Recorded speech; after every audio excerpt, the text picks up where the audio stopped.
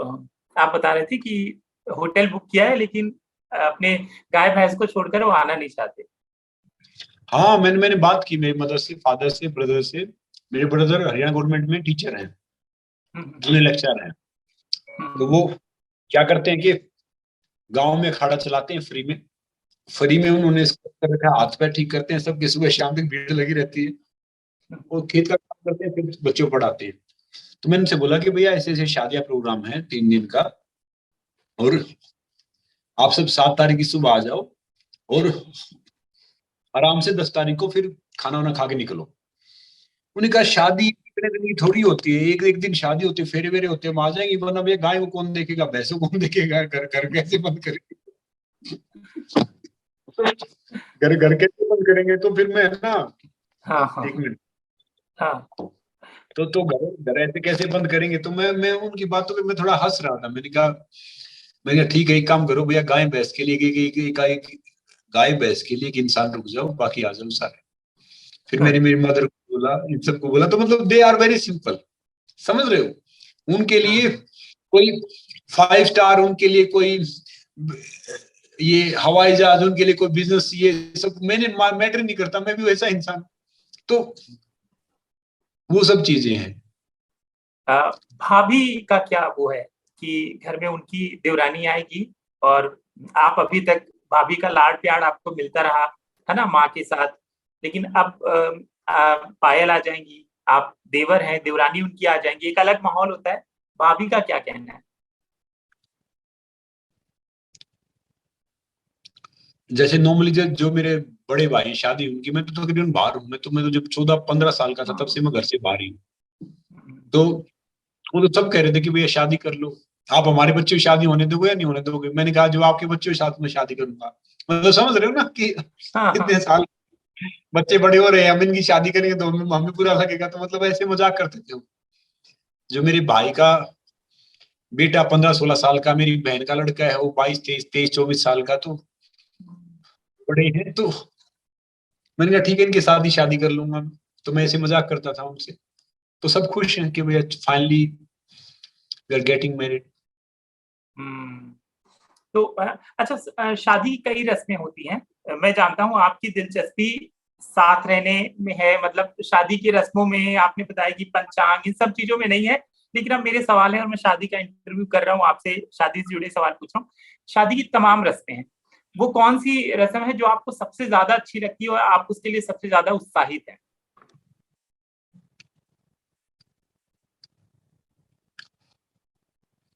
शादी पे एक रस्म करती है बहन, करती है, और भाभी की एक रस्म होती है। एक बहन की रस्म होती है कि बहन वो चावल वगैरह वो करती है, और भाभी आंखों में काजल वगैरह डालती है, जो हमारे इधर है। तो वो रस्म अच्छी है। और फिर एक मेरे मामा जी होते हैं, फिर वो कुछ वो करते हैं कि मामा जी की अलग रस्म होती है। तो मैं उन सब के लिए उत्साहित हूँ कि वो अच्छी रस्म। परिवार। हाँ, जो परिवार की रस्में उन सब के लिए मैं उत्साहित ओके।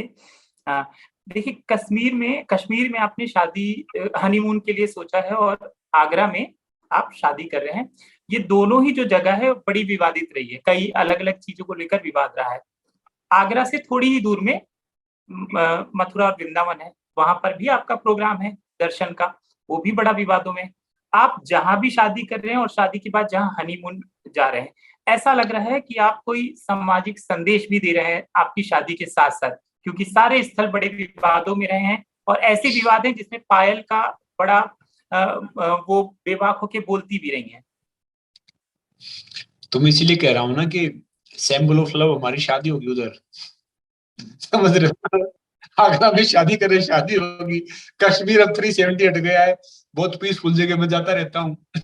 तो कश्मीर में हम आ जाएंगे। मथुरा में क्या है कि भगवान श्री कृष्ण का जन्म स्थली है। अगर वहां पे अभी मुझे पता नहीं कि क्या क्या शेड्यूल बना है, वो दर्शन का शेड्यूल, तो वहां पे दर्शन करेंगे। तो विवाद तो देखो हर जगह होती है, कोई ना कोई विवाद चलता रहता है, मगर हम इसी केयर ही नहीं करते। हमारा काम ये है कि भैया इन जगह पे जरूर जाओ, कि ताकि आम कपल ढेर सारे उस जगह पे जाएं। उस जगह वहां के जो इंसान उनकी रोजी रोटी चले, एज ए टूरिस्ट स्पॉट बने, एज ए कंट्री को फायदा हो, बाहर के भी इंसान वहां पे आए। जैसे हमने नई पहल की है शादी पे पक्षियों को, इनको वो करना, ये कोई बड़ी वो नहीं, ये तो हम वैसे खिला सकते थे, मगर जानबूझ के कर रहे हैं ताकि कोई भी कपल शादी करे वो पेड़ लगाए, नेचर फ्रेंडली बन जाए, वो बेजुबाना का पेट भरे, वो जरूरतमंद बच्चों को खाना खिलाए। तो मेरा ये मानना है कि हर चीज आपकी एक मैसेज होना चाहिए। तो दैट्स वाई, और ये भी एक कोइंसिडेंस हो रखा है, ये सारी चीजें मैं बताऊं आपको कि मतलब ये आगरा है और ये कश्मीर और ये सारी चीजें, मतलब मेरे लिए तो सब बराबर है। अच्छा, लेकिन ये इंडिया कोइंसिडेंस है सच में कि आप लोग कश्मीर जा, कुछ प्लान है कि कोइंसिडेंस है? मेरे लिए कोइंसिडेंस है। पायल ने बोला कि हम कश्मीर जाएंगे, पायल के माइंड में कुछ चल रहा था, मुझे पता नहीं। और मेरे लिए पायल नहीं कोइंसिडेंस। मानती है। हाँ, पायल आगरा को प्यार का वो उस तरीके से नहीं मानती है कि प्यार के लिए वो मिसाल है शहर या ताज, ऐसा नहीं मानती है। देखिए वो तो प्यार के लिए तो देखो, प्यार के लिए आगरा थोड़ी, प्यार के लिए तो हर जगह है, हर चीज है। अब सिंबल ऑफ लव की बात आप कह रहे होगे ना, ताजमहल सिंबल ऑफ लव मेरे लिए भी राम सेतु है। क्या बात? सिंबल ऑफ लव मेरे लिए राम सेतु है। अगर कोई symbol of love Dashrath Manjhi साहब है मेरे लिए, समझ रहे हो ना, तो मेरे लिए वो सिंबल ऑफ लव है। ताजमहल है, हिस्टोरिकल प्लेस है, अच्छी बात है, इतनी बड़ी इमारत बनी है, देखो उसको एंजॉय करो, मगर सिंबल ऑफ लव मेरे लिए भी ताजमहल नहीं है, मैं आपको सच बताऊं तो। ओके। अब शादी से थोड़ा हटके सवाल, महाराष्ट्र में आप रहते हैं, बहुत यहाँ पे काम किया है और यहाँ पे बहुत सारे आपके दोस्त हैं, और पिछले 10 दिनों से महाराष्ट्र सुर्खियों में है, यहाँ की पॉलिटिकल उथल पुथल। अब जाके स्थिरता आई है और शिंदे साहब मुख्यमंत्री बन रहे हैं। आप क्या कुछ कहेंगे इस पूरे उथल को कैसे देखते हैं? यदि आप बात करना चाहें संग्राम तभी इस पे वो करेंगे, अगर आपको लगता है कि नहीं बोलना है तो कोई दिक्कत नहीं। नहीं देखिए, जो भी नए सीएम साहब बने उनको ढेर सारी शुभकामनाएं, बधाई। जो भी सरकार बनी है ढेर सारी बधाई, क्योंकि क्या है कि ये सब बड़े इंसान नेता, ये सब बड़े समझदार हैं, बड़े पढ़े लिखे हैं, बड़े अपने फील्ड में टॉप करके मेहनत करके आए, चाहे कोई पार्टी आए तो हम उनका सम्मान करते हैं। अगर अपने हाथ में वोट देना है, जो मुझे लगेगा कि मेरे क्राइटेरिया में अच्छा है, ये बेहतर है, तो उसको वोट दे देंगे। तो जो भी सरकार बनी उसके लिए ढेर सारी शुभकामनाएं, बधाई। मैं तो चाहूंगा कि नई सरकार कोई अच्छा इनिशिएटिव ले यूथ के लिए, उसके लिए मैं उनके साथ क्लोजली काम करूं, चाहे कोई भी सरकार हो। तो ढेर सारी शुभकामनाएं। फाइनली महाराष्ट्र को नया सीएम मिल गया, नया डिप्टी सीएम मिल गया, सरकार मिल गई, ये उनकी अच्छी बात है। तो मुझे तो किसी किसी चीज से कोई दिक्कत है नहीं, ना कोई नई सरकार से ना पुरानी सरकार से। तो मैं तो चाहता हूँ कि मैं कैसे वहां के, जैसे अब महाराष्ट्र में रोजी रोटी चल रही है, तो कैसे मैं वहां पे एक बेहतर महाराष्ट्र बनाने में, बेहतर यूथ का भविष्य बनाने में कैसे भागीदारी कर सकता हूँ, तो मैं वो सोचता हूँ, बस नथिंग एल्स। किस तरह की उम्मीद करती है नई सरकार से? कि जैसे नई सरकार से ये उम्मीद करता हूँ कि हेल्थ के लिए या बाकी सफाई के लिए, क्लीननेस के लिए, हेल्थ के लिए और बाकी वो और ढेर सारे अच्छे अच्छे इनिशिएटिव लेंगे, लोगों का ख्याल रखेंगे, सिक्योरिटी वाइज, हर चीज वाइज। तो किसी भी देश की ताकत देखनी है ना, किसी देश की या शहर की, किसी की, उसकी दो चीज देखी जाती है कंट्री की, उसका स्पोर्ट्स और उसकी सेना। अगर ये दो मजबूत है तो देश संपन्न संपन्न देश है, वो देश विकसित देश है। तो आई बिलीव इन कि ये सारा काम करेंगे यूथ के लिए, और अभी हमारे देश में अच्छा काम हो रहा है। आपका रिएक्शन? मेरे लिए सब जी? सब मेरे लिए सब पॉलिटिकल पार्टी बराबर है। मैं देश के लिए काम करता हूँ, जो देश के लिए काम करेगा वो मेरा है, जो देश के लिए काम नहीं करेगा वो मेरा है ही नहीं, चाहे किसी पार्टी से। मोदी जी की काफी चीजें मैं पसंद करता हूँ कि ये चीज अच्छी है, तो वो मुझे अच्छा लगता है कि ये सब है। बाकी मोदी जी, नो डाउट कि मोदी जी इंस्पिरेशन तो है कि कहाँ से उन्होंने स्टार्ट किया और कहाँ तक पहुंच गए हैं, कितना उन्होंने खड़ा किया है। मैं तो एक आम सा इंसान हूँ, मुझे मौका मिला उनसे मिलने का, तो मैं उनकी कार्यशैली से बड़ा प्रभावित हुआ कि वो इतना काम करते हैं, तो सीखना चाहिए ऐसे इंसान से। चाहे मैं किसी से भी मिलता हूँ तो मैं उनसे सीखने की कोशिश करता हूँ, कोई भी पार्टी है, कोई भी कुछ है, तो दे आर बेटर। क्या क्या याद है आपको मोदी जी ने आपको क्या क्या कहा था जब मुलाकात हुई थी?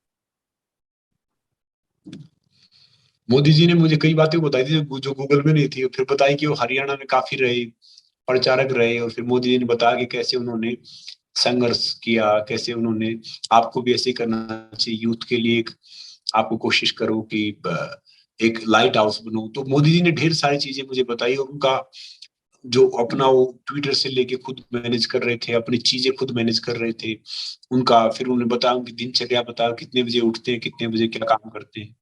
मैंने पूछा, उस टाइम मेरी आंख पे चोट थी, मैंने चश्मे पहन रखे थे। मैंने बताया कि आपने कैसे दिन सस्पेंड किया था, मेरी आंख में चोट लगी है, तो फिर वो हंसे।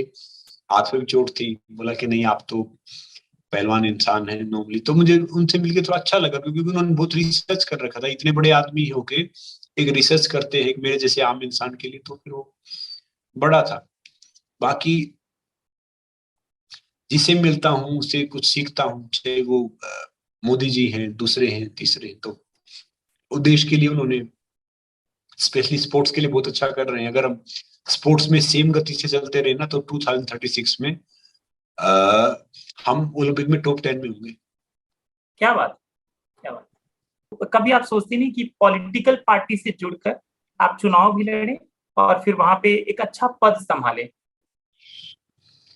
मैं फ्रेंकली बताऊं, मैंने मैंने सोचा नहीं है कि मान लो अगर मैं एक पार्टी से जुड़ता हूं तो मैं अच्छा करने की कोशिश करता हूँ, दो पार्टी अगेंस्ट होती है, और मैं उसके लिए अभी उस तरीके से तैयार नहीं हूं। मैं जैसे मैं काम करता हूँ डिफरेंट डिफरेंट उसमें, तो वो टाइम आएगा देखूंगा। और दूसरी बात क्या है कि मैं अटल बिहारी वाजपेयी साहब की तरह नेचर है मेरा, मतलब मैं कोई ज्यादा पैसे मेरे पास होते नहीं, ज्यादा चीजें होती नहीं, मैं दिल से सोचता हूँ, दिल से करता हूँ।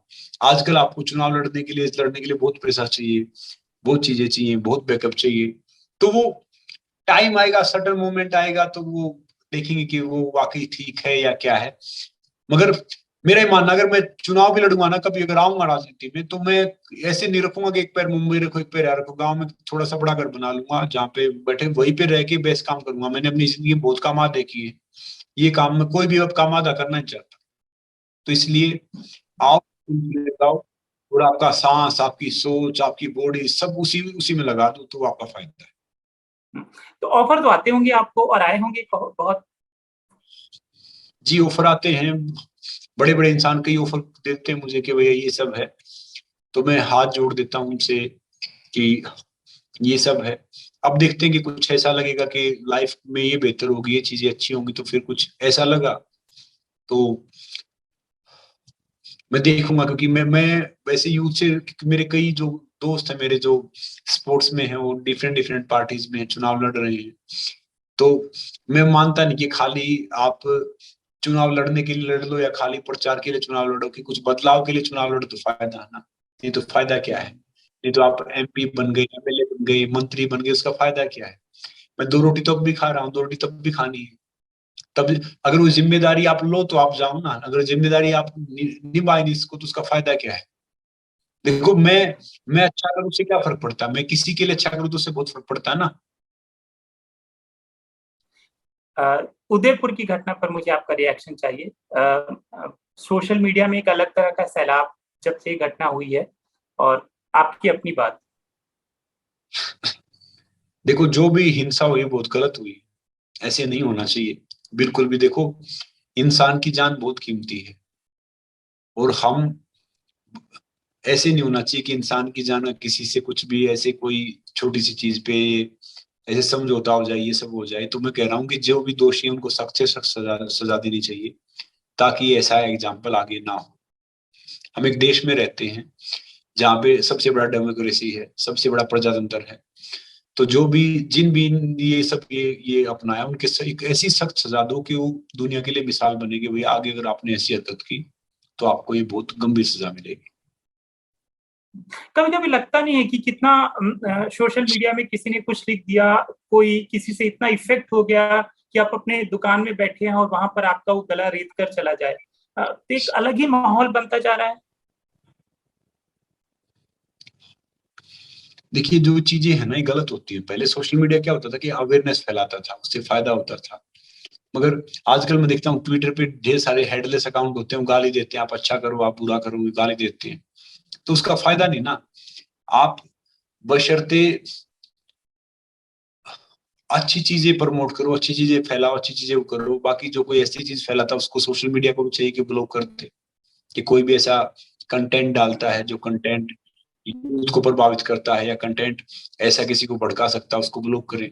हम हम एक भारत एक ऐसा देश है जिसमें विभिन्न धर्मों के इंसान रहते हैं, हिंदू, मुस्लिम, सिख, ईसाई, तो सब रहते हैं। तो सोचना चाहिए कि भैया किसी भी उस कंटेंट से किसी की भावना आहत ना हो, किसी के भी कोई भी, कोई चाहे धर्म है, जाति है, कुछ है, कोई वो ना हो। मैं दूसरा एक बात और कहना चाहूंगा कि भैया हम सब बराबर इंसान हैं। अब कोई माइनॉरिटी नहीं होनी चाहिए, कोई ये नहीं होना चाहिए, सबको एक समान ले आओ, एक समान रखो। कि कहते हैं ना कि वो धर्म कम है तो वो माइनॉरिटी में है, वो धर्म ज्यादा है तो वो उसमें है, वो नहीं होना चाहिए। हम सब समान हैं तो सब समान होना चाहिए, आई होप। और जनसंख्या का भी जो हमें जो जरूरत है आगे बढ़ने के लिए, हम 140 करोड़ की देश है, 140 करोड़ में बताओ क्या क्या आप संभालोगे।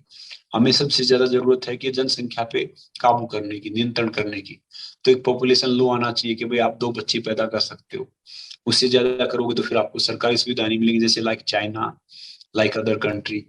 तो मैं आगे बढ़ना तो सब करना पड़ेगा ना, धर्म जाति मजहब से ऊपर उठना पड़ेगा, हमें देश के लिए सोचना पड़ेगा।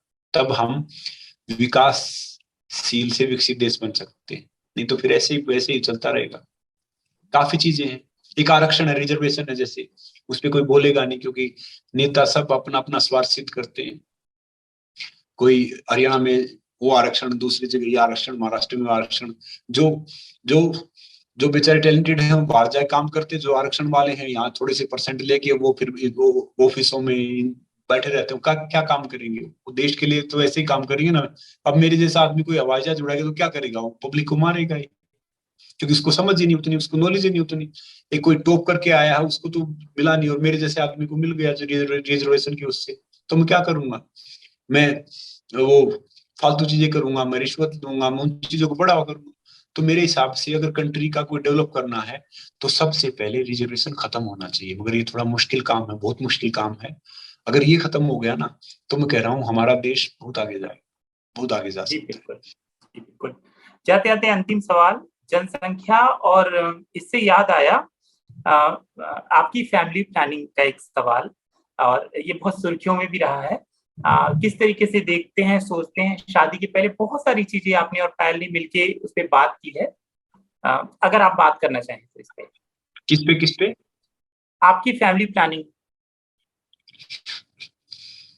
फैमिली प्लानिंग का भी देखेंगे कि शादी के बाद कैसे क्या करना है, कैसे जाना है, कैसे आगे बढ़ना है, जाना चाहिए। देखो हम तो कुछ करते हैं, परमात्मा ही सब कुछ करता है। ही विल गाइड कि ये चीजें कर लो या ये कर लो। अब अपने हाथ में थोड़ी है कि ये चीजें कर ले। अगर अपने हाथ में होता, देखो हम जो चाहते हैं वो चीज नहीं होती। हम जो चाहते हैं अगर वो चीज हो जाए वो हमारे लिए अच्छी नहीं है, जो वो चाहता है ना वो होता है, वो हमारे लिए अच्छा है। तो इसके बाद हम सोचेंगे कि ये चीज सोचनी चाहिए, पहले एक स्टेप कर लेते हैं, शादी कर लेते हैं। और ढेर सारे यूथ को भी एक मैसेज दूंगा, मैं कपल को मैसेज दूंगा कि भैया ये आई लव यू बोलना, गुलाब का फूल देना या वैलेंटाइन डे मनाना प्यार नहीं है। प्यार का मतलब है केयर। चाहे वो आप अपनी मदर की करते हैं, आपकी सिस्टर ही करते हैं, ब्रदर ही करते हैं, अपने फादर ही करते हैं, अपने लाइफ पार्टनर ही करते हैं, तो केयर करो, जेन्युइनली उसको फील करो। और कोशिश करो कि हम, भारत सबसे युवा देश है, कि हम सब मिलके कुछ बदलाव ला सकते हैं। वो चांद तोड़ना, तारे तोड़ना तो एक नॉर्मल ही चीज है, उसको हम आगे लेके जा सकते हैं। और भी आप रिश्ते में आओ, या तो उस रिश्ते को आप आगे लेके जाओ, नहीं आगे ले जा सकते तो आप अपने करियर में आगे बढ़ो। ये नहीं कि किसी रिलेशन में पढ़ के आप अपने करियर को ब्लॉक कर दो, अपनी फैमिली से दूर हो जाओ, तो रिश्ता थोड़ी है, वो तो एक नॉर्मल चीज है। तो मैं सबसे गुजारिश यही करूंगा कि किसी भी रिश्ते में आओ, रिस्पेक्ट करो, ट्रस्ट करो, तो रिश्ता आगे जाएगा, बाकी चीजें नॉर्मली। नमस्ते, बलराम जी जय हिंद। नमस्ते, हमसे बात करने के लिए बहुत बहुत शुक्रिया और ढेर सारी शुभकामनाएं आपकी शादी की।